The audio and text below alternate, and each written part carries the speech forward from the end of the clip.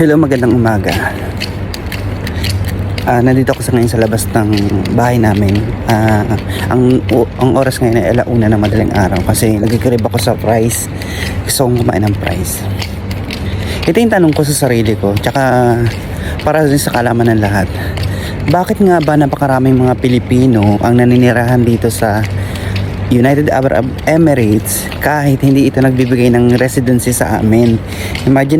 Imaginein mo katulad ko tumagal na ako rito ng almost 12 years. Pero kung nasa Europe ako naka-base or sa yung nagbibigay ng mga residency like Canada or any other country, dapat 2 years or 3 years, maximum 5 years dapat residency na ako. Pero nanatili pa rin kami dito sa United Arab Emirates kasi maraming mga magandang dahilan at ito ay isa-isahin ko sa inyo.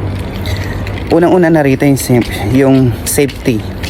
Imagine mo ganitong oras naglalakad pa ako sa madaling araw kasi dati nung nagtatrabaho ko sa cinema, ang uwian namin alas 2, alas 3 na kami nakakarating ng bahay. Imagine mo ganun ka-safe.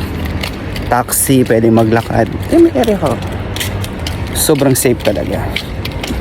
Pangalawa, yung sa medical insurance. Cover dito yung mga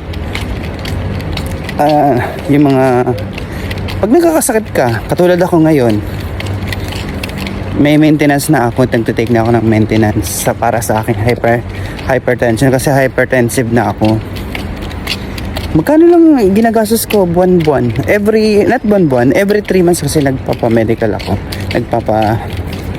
Ako ng maintenance kasi kailangan ko yan. Tapos nagbibigay sila ng 3 buwan na gamot para sa akin.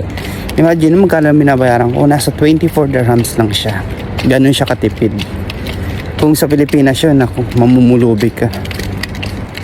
Ito yung pangatlong dahilan ko bakit ako nananatili rito. Syempre, yung sahod namin, wala siyang binabawas, buo siya. Wala siyang parang tax ngayon. Kung buo, halimbawa, sasahod ka ng 5,000 sa isang buwan, mabukuha mo ng 5,000. Kung may incentive ka na 1,500, makukuha mo siya ng buong 1,500. Hindi na siya bakakalsad ng SSS, Pag-ibig, PhilHealth, or kung ano-ano pa.